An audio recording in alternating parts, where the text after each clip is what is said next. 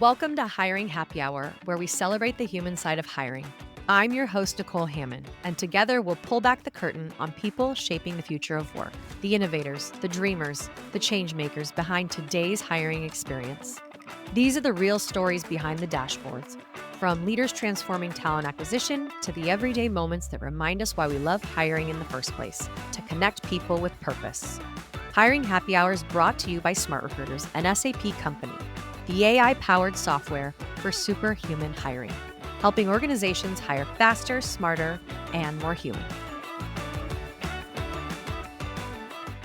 Hi, everybody. Thank you for joining me for another episode of Hiring Happy Hour. This is going to be a fun one. I already know we did our warm-up and we are already having fun, so I thought we'd start recording, and you guys can join us on this fun episode. But first, let me share more. He is a transformational talent leader, principal analyst, and trusted advisor. Yes, we trust him. With more than a decade of studying innovation cycles across the talent ecosystem, he brings rare, and I do mean rare, end-to-end insight from having led in practitioner, vendor, and analyst roles. This is going to be important later, but no, there won't be a test. He previously served as the head of talent attraction, sourcing, and insight at General Motors, and as a director of strategy at Beamery, founder and principal analyst at Kyle & Co., Kyle Lagunas. Welcome, Kyle. Hi. Oh, God. I sound really extremely important. And you know what? I am. You are fab. And yes, you are. I mean, that's why I love doing these intros, right? Yeah. And now you're even more fab because you have your own company. Yeah. Well, that's I also have a lot more gray hair. It's okay. It's just a testament to your amazingness, right? Every single Yeah. hair has a wise story behind it. I've got plenty. All right, Kyle. We could talk about everything under the sun. I believe it. I feel it. But I think for today, I want us to talk about your hiring happy hour. You have such a unique perspective with all of the different point of views you have from all the different roles you've had. And now just sitting in the seat of having your own organization and getting to choose who you work with, and the reasons why you work with them, I think is going to be very, very intriguing to our audience. But when we talked first, I know it was really hard for us to pick a direction because there's so many different angles we could go with hiring happy hour. But you've done amazing things in your career, and we want to hear about one or two or whatever that may help our audience to do better as they go through the decision making process around hiring and talent acquisition. So, tell me, without further ado, what is your hiring happy hour? Something that comes to mind is actually something that has made me very self-conscious in the past, but I feel like I could be vulnerable on this show. Which is one of my so I've been in the business of market research, studying innovation cycles in HR and tech and transformation for about 15 years since I was a baby. And I have some friends that I have known since the beginning, and one of them told me that she has like 8 email addresses for me. And I'm like, well, I've moved a lot. I've done a lot. I am not one to stay and wait for something to get better. I definitely have I'm get professionally impatient, and definitely am frequently ecking out on my own to make things work the way that I want them to. Which is why I'm not cut out to be on the practitioner side full time. It is just it's earned me truly. I have earned it has earned me a lot of admiration for the folks who do. But the hiring happy hour part is that I think, especially these days, I know that the job market has been more constricted last year. It looks like things are opening up this year. I would just like to say that we should all be protecting our peace in one way or another. I have been privileged enough to be able to say, I'm out of here, and gone to do something else, including starting my own business. But I definitely think that we need to make sure that we are following our passion and following our hearts. And I mean that in the most practical, non aspirational, non sign on a wall way. Is trust your gut. especially with AI these days. Our gut is going to get way more important. So yeah, I think that's mine. Is just follow wherever you go. So, as we think about the world today and you doing mission driven work and helping these people, you're just coaching them to follow their gut. Yeah, I mean, I'll give you an example that actually anchors in recruiting. So when I was on the practitioner side, one of the major vulnerabilities in the operation was we didn't have set KPIs for our inbound functions. It was just assumed cost for cost, like for advertising jobs and for the people in the seats, like sourcers and marketers, and events, like especially a lot of campus. And that leaves you vulnerable if you can't demonstrate how you are making an impact. Then when the business comes to cut, you are really, you got a big target on your back. My gut told me that there were KPIs that we could find, that we could control and own, and that would help us feel a little bit better. Better partners to the TA teams that needed to actually hire, and better partners to our sponsors in the business who wanted us to show up to every campus event that had their alma mater, right? So we decided to own interview quality talent. We were going to drive enough inbound leads to get us interviews. That was the only thing that the sourcing and attraction team could really do, is get folks that the business was willing to talk to, that the recruiters were willing to submit. And that became our KPI. And so it was a lot easier. Then I didn't have to attribute from an event hires, because Mhm. that's tough, And out right? of your control. But instead, I could say we actually, yeah, but I could say that, like 60% of our booth traffic was interview quality talent. And that felt a lot better. And it was real. So I like that. follow your gut. I love it. I love it because it's something where, as we think about what are good KPIs, interviews is always one, but quality interviews takes it a step further. And to your point, right, you have to find a way to define what success looks like. And for every organization, it can be different. But it sounds with this situation and how much they were doing, that was definitely a number. And we talked about our girl math, keeping it simple. And that's a number that you can get to, right? So I love Yeah. that. I think the other part of this follow your gut, that you may not attribute to all the lessons that you've shared with others and help that you've provided them is that you're a trusted advisor, right? You're honest, you're real, but you also have the data and experience to back up the why and to kind of put your own KPIs in place, right? Your Kyle Yeah. PIs, your Kyle PIs, we're going to call them. No, never. I actually really appreciate that, because so when I was prepping with my team for this conversation, which I did because I take all these very seriously. I don't want to just show up and like hope I land the plane. Um, they told me to just go ham and advocate for myself, and I'm like, I'm not good at that. Like I don't have receipts on me, but I do think that. Part of that self-awareness, like you can't have just gut, that's where you start to get brash and abrasive and not helpful. I do think that my instincts are driven by a connection to what matters and what we need. Trying, maybe it comes with being a middle child. I've grew up navigating very opposing points of view, and finding a path through, not keeping everybody happy. But yeah, I think that trust is something that oftentimes it's a vulnerable place to be Yeah. trusted. It's a place of, I don't want to say privilege in the like traditional sense, but it is definitely something that I like. Burden is the wrong word, but I take it seriously. Accountability? Yeah, yeah. It's a fragile. Trust is very fragile, but we are finding in the AI age, trust is literally critical. Yes. And yeah, I think that for myself, being able to speak with authority and to be direct, and to really lean into maybe being wrong but having a point of view has helped me earn trust with the people who are nervous about getting something wrong, or not being quite right. It helps you as an advisor to be able to I don't know, play out different scenarios with them. Yeah. Authenticity, I think, is there's in it's a scarce resource these days. So I'm happy to naturally have plenty.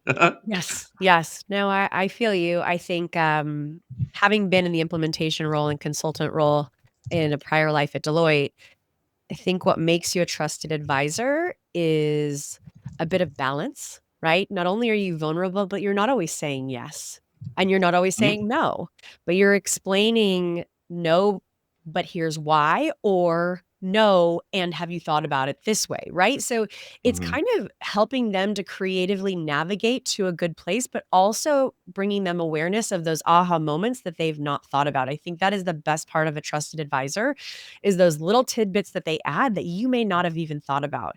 And from you, Kyle, in my experience, both as you and as an analyst and just at conferences, I think what I do admire is you provide those right, those aha moments, and that is part of also where the gut almost instills to trust you a little more because you're going to give them not only the map of how to get from point A to B, but to look out for the dangerous trolls in this area and the, venomous spiders in this area. And I'm taking this to a Candyland version, but you know what I mean. Honestly, it comes to mind. I think that the best recruiters, the best talent acquisition leaders, do the same.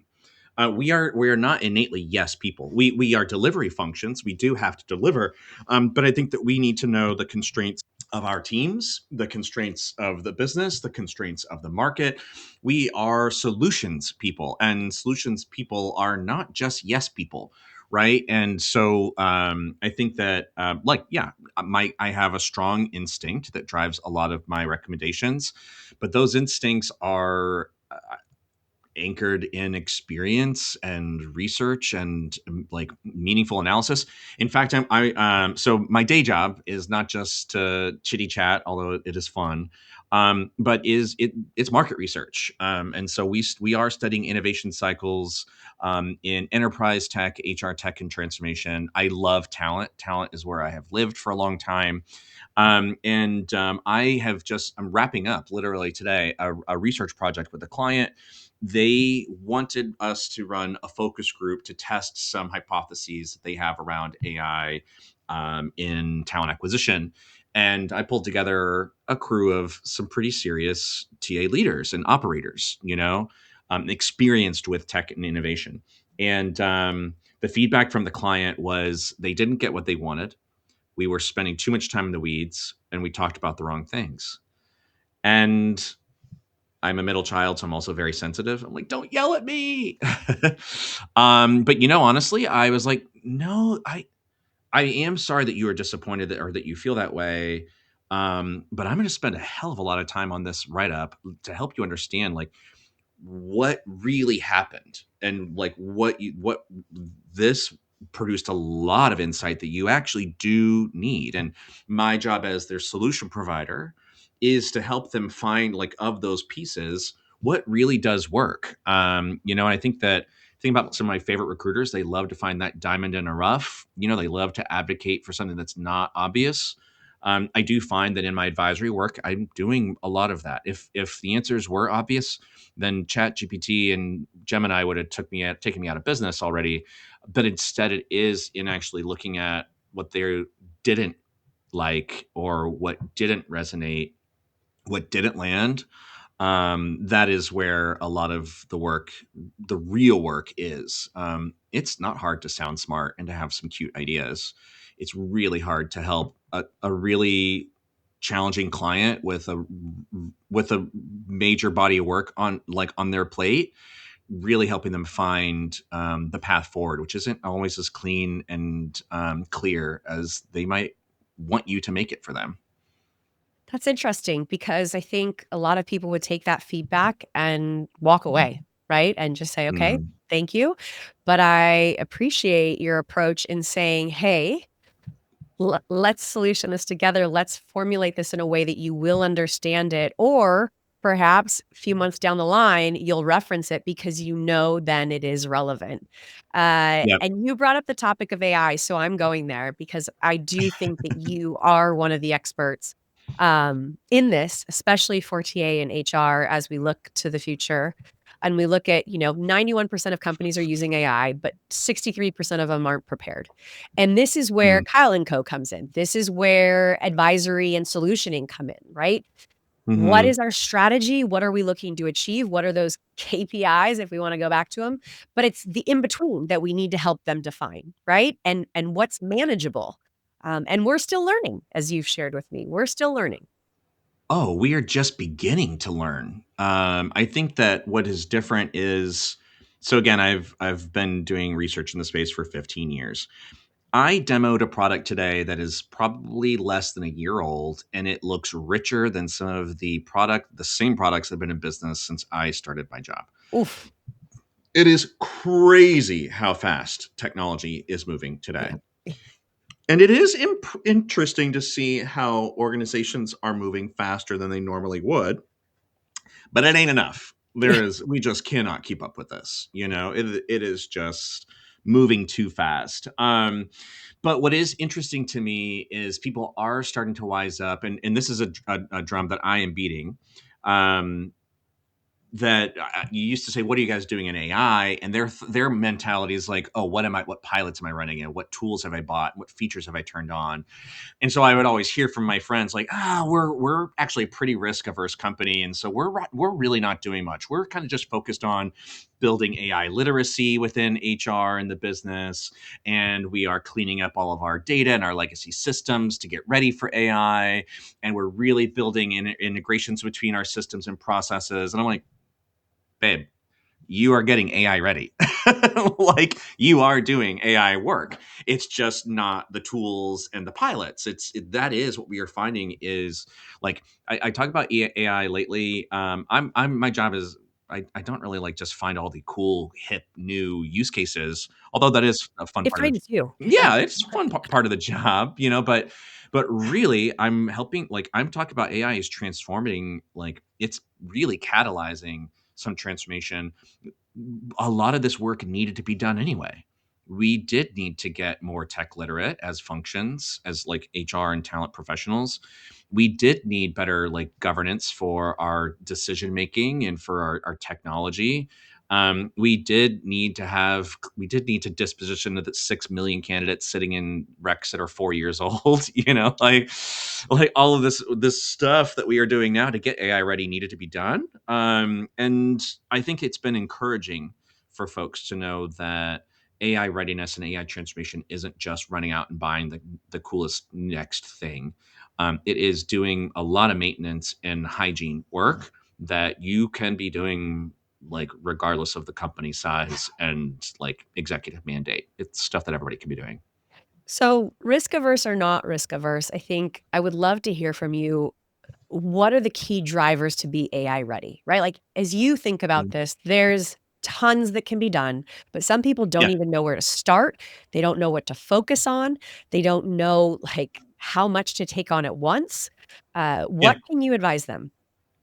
So, in our research, we have identified that there are three different dimensions of momentum. So, I would Mhm. say, like at the highest level, you need to think about momentum because AI is not mature yet. We literally are in like chapter 2 of Gen AI, and we're like in the like prelude of agentic. So we need to be building momentum. You need to be doing something. You need to be making some motions to just, whether it's getting ready for AI or testing out different use cases, we need to be doing something, meaningful things. And we look at three dimensions of momentum. The first is posture. Like, what are you saying that you are going to do? And are you organizationally ready to do in terms of like governance and risk? So, what is my posture when it comes to AI? You might have an executive that's going out and telling CS or MSNBC or CNBC, whatever news network, we're going all in on AI, and we're gonna and then we're gonna lay off 40% of our employees, and then we're not gonna lose any efficiency. And it's like HR is like, hi, would somebody tell me how this is supposed to happen? And so in that example, because HR doesn't have any budget, they've cut Yep. all of their tech spend and yada yada, right? Admin Um, tasks gone. Yeah, with magic wand. But in that example, the posture is like the strategic voice is strong. We're going all in, but then actually there is no real infrastructure. There really is no clear guidance on what we're Yeah. trying to accomplish. So that's one dimension. And you can look at it at the organizational level, or within your own team in HR or talent. You also have other things like literacy. I think capability is the second dimension. Capability. So I do need to have literacy. I do need to have some like the just foundational pieces like systems and processes integrated. My data needs to be clean and ready for AI. So that's the third, or the second. And then the third is investment. You need to have resources, Yeah. that doesn't just mean dollars, although usually it does require some dedicated budget for these kinds of programs. It means having like specialized skills in your team. Everyone needs to be AI literate. You do still need to have some AI experts as well. Okay. And then I think there's also just having in that space, like having dedicated program managers and partnerships within the organization to help you really get things done. So posture, capability, and investment are the three. And I think it's like trying to, for any organization, is trying to understand like what problem do I need to solve with AI is the beginning of any of that conversation. And then with that problem in mind, it's like, what is my strategic posture? What are my capabilities to execute on that? And what kind of investment do I have to support that, like us solving this problem?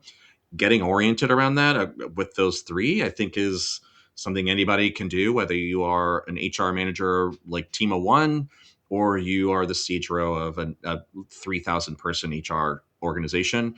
The workflow is the same. It's just the depth of work that needs to get done. Yeah. Yeah. I think it's fascinating because as you're talking about this, I'm going through examples in my head where we as a company have implemented AI for all employees to use. And I was Mm. part of the team that did the business case. And originally, we had a tool that we were only going to use for R&D. Basically, it searched all of your knowledge banks and provided you out information, whereas you would have to search all of those different separately. But we made the business case for the entire organization to use it. And Mm. funny enough, we made a stronger financial business case of savings for go to market. Lo and Mm. behold, we've gone through what you said, right? We postured, we presented it to the CFO. We said we are confident that this will help us and save us all hours and indirectly dollars. And then to your point around just looking at the other components, we had 3 advocates or 3 different types of individuals within the organization across HR, go to market, R&D that were responsible for the change management, the implementation, et cetera. And then last piece is we just came back to look at the metrics and ongoing adoption, enablement, et cetera. And we have over 70% adoption of this AI tool. And every day it gets smarter and we're getting smarter with it. But it doesn't necessarily replace us as individuals. Sure, it may have saved some headcount if you add up all the dollars. But what I find Mm. fascinating about it as you've gone through that is we didn't have that guidance, those pillars, right? But indirectly, we Mm. knew based on implementation or being a tech company of what we needed to look at. Sure, we probably skipped a few steps, I will admit, right? Like there were some integrations that weren't productized that we could have used day 1 versus day 70. But you get there, Yeah. and, I think it's fascinating because now, if I were to go out to advise on that tool, I would advise that aha moment of make sure your integrations that you need are productized, and if you don't have them, make sure you plan for them in the budget, right? So Yeah. I mean, I think that so it brings to mind though, like I love when real life experience is validating my research because I'm not just sitting here crunching survey data and thinking up like cool operating models. Um, I am studying what's actually getting done, and so I feel weird when people call me an AI expert because I'm really not. I'm like, do you know what I mean? Like, I am just observing. what's really happening and what's really working, you know? And so I'm almost like a steward of AI expertise and best practice. I'm really not, I've never vibe coded anything, you know, and I haven't implemented at scale. And, you know, so I'm glad that you shared that success story because it is a good opportunity to remind everybody that no one has all the answers. We're all learning, even myself, who is sharing what I am observing across the board is working. Like I'm can just observe at this level. I think everyone. One thing that's been really really neat over the last year is seeing how much more serious every practitioner, whether it's they're an IC or they're an executive leader, how much more serious they're taking their networking opportunities and their learning opportunities. We're all like getting out from under the work and we're like, wait, what are you actually doing? How is this actually working for you? Yeah. And that's what I've been spending my time there is like sitting in that room and listening really hard.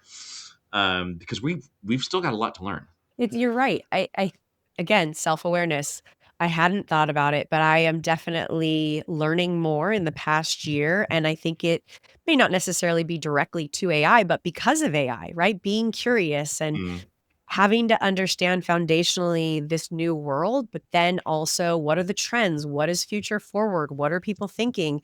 And then just relating that to your own organization, to your own personal life, what to leverage, what maybe not. Also with children, what to what to protect Oh my from. god. So there's so many different angles with this, but it's fascinating because I do feel what you're saying about people open to learning more, taking more time to Mm. communicate and just hear, which is good, which is great. I think so. It's definitely way cooler than what was big trend when I started, which was cloud. Like Ooh, who the hell cares? but what are we gonna say in 10 years? Then we're gonna be like, "Remember Yeah. AI?" No, Now I'm really hoping that in 10 years that all these agents and bots are doing it all and you and I are just sipping on Mai Tais, letting our see? AI agents do the work. Look at you pivoting us to the good stuff. I'm ready yeah. Oh, am I? You're No, welcome. no, no. Last thing I wanna say, and then I want everyone to learn more about you, Kyle, because you are an amazing Okay. human. 36% of companies consider themselves operational ready for AI. And so not only does Kyle and Co have a huge opportunity out there to help organizations that are ready, but I think all of us should look at the organization we work for or our own company and just evaluate, is this an opportunity for you to have a partner in crime to help advise you and help solution what might be feasible for your company to digest as it relates to AI or even validate what you're thinking. So don't stray far. We're gonna learn more, but I think this is a great foundational methodology to think about as you explore the world of AI. Kyle, I wanna learn about you. So Oh boy. middle child, fascinating to Mhm. me. I have one of those, and all the things you're saying are definitely resonating. But what has driven Kyle to this amazing career of being on many sides, both analyst, customer, etcetera? What's your personal happy hour? What makes you Oh my smile? god. I care. I Aw. care so much, genuinely. It used to be so funny to like I would just roll my eyes when I would be watching a fireside, and they were like, "Oh, what keeps you up at night?" And because I would be an individual contributor, I'm like, "Nothing." A really good book, you know. Binge But I, watching. yeah, I'm actually into bed rotting these days, is what the millennials call it. But no, I mean, genuinely, I care so much. I love this work right now because it is really like the culmination of such a backlog of change and support and resourcing for HR and talent teams. And I just feel like this is just a catalytic moment for us. And I'm just like, I love being here.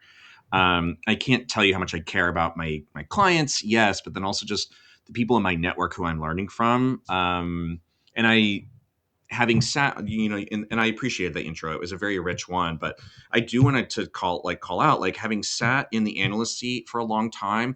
You're on the sidelines. You're just observing all the time, and I had to wonder like what does an analyst actually know if you've never done any of this, you know? And so I did go to the solution side and thought, well, I'll join a company that's building really cool tech and selling to really high performing teams, and like I'll learn about how we are solving the problem with tech. And you get over there and you're like, oh, there's actually still a lot of a lot of stuff to solve for.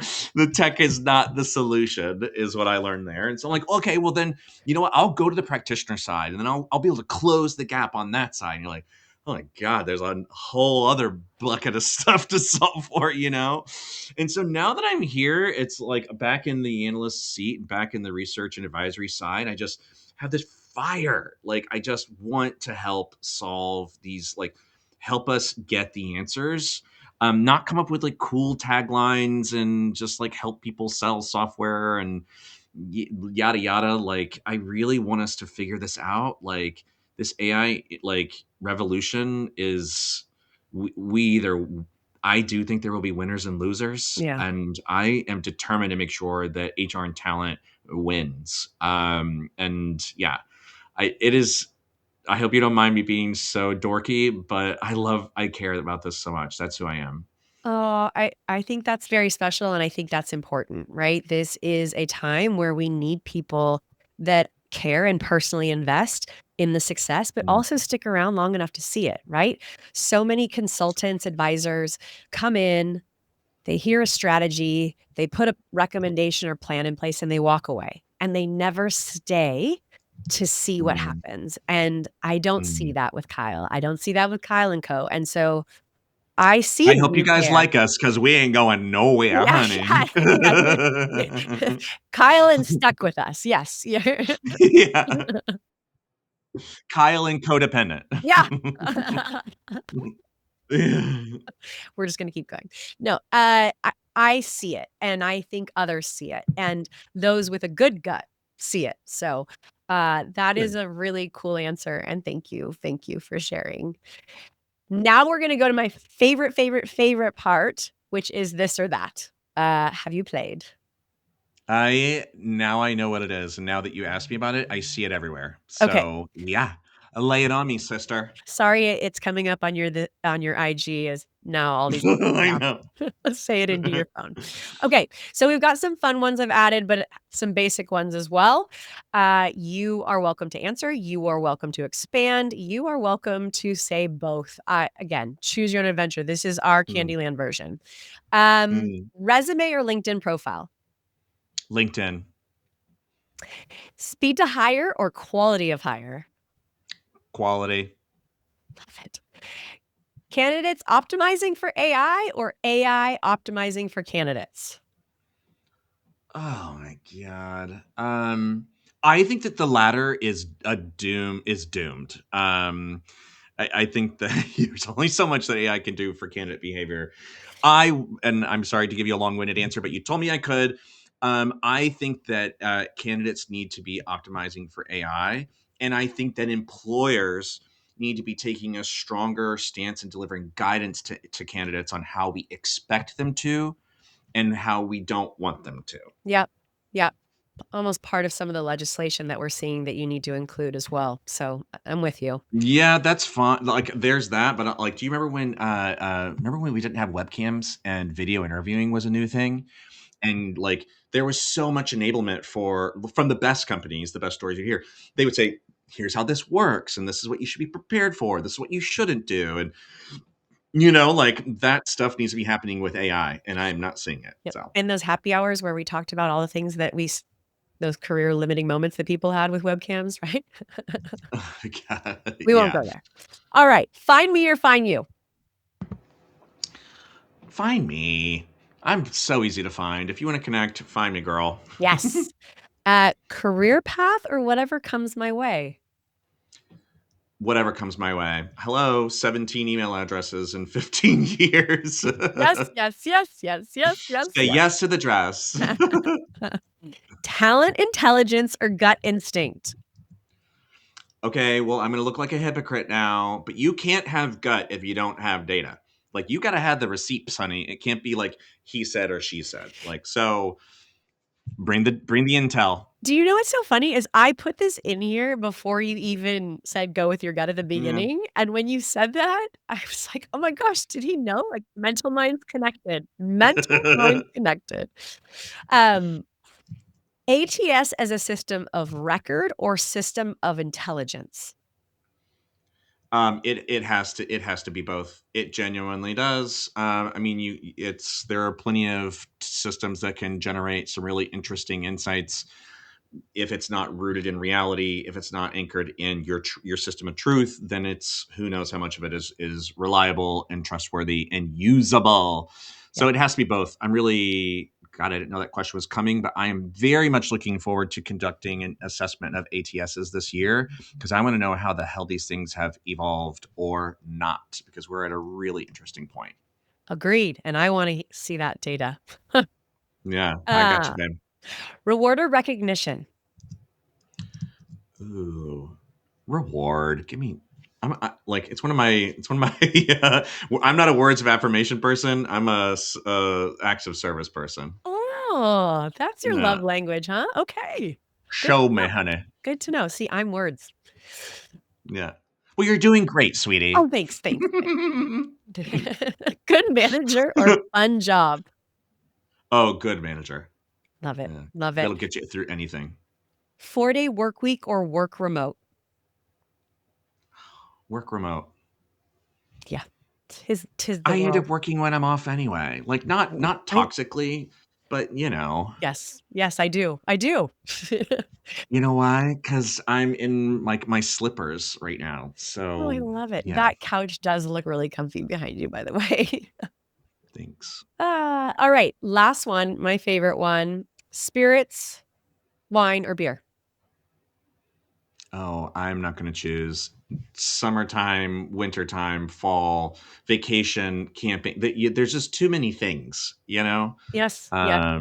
So sometimes you can have it all, and usually that is an alcohol thing. Oh my Yeah, goodness. Oh my goodness. Well, yes, next time we see each other, we will have to have something and cheers because this has been delightful. You are such a good human. And I thank you. know you're not words of affirmation, but I will tell you, I am really excited for what you and Brandis and others are doing. Kyle and Co is going to do amazing things for amazing organizations. And we can't wait to see the journey. Means a lot. Tell people where they can find you. KyleandCo.com, honey. And literally, if there are any recruiters on this podcast, they've already found me, babe.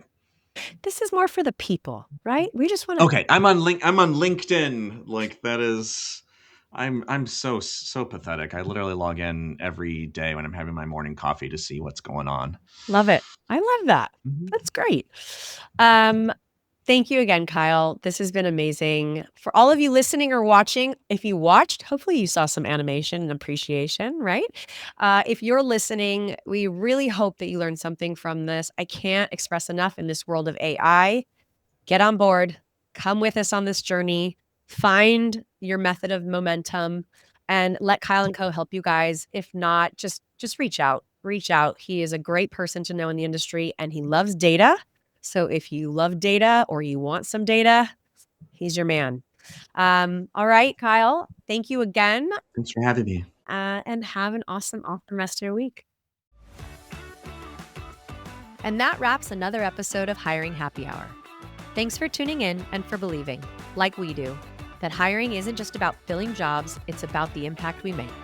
To catch more stories and show notes, visit hiringhappyhour.com.